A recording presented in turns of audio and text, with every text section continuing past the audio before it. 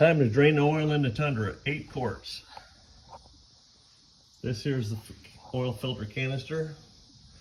Got a nipple that screws in there, and I just made a little bottle to hold it all. When it takes 2 hands to screw it up in there.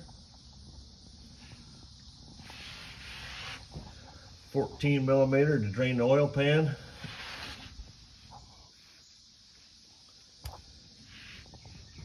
Takes a 10 millimeter to take off the 3 bumper bolts, and a 12 millimeter to take off the other bolts for the skid plate.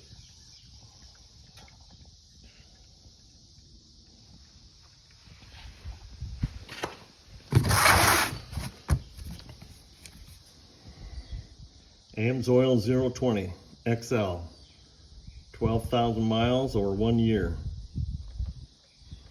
Check it out.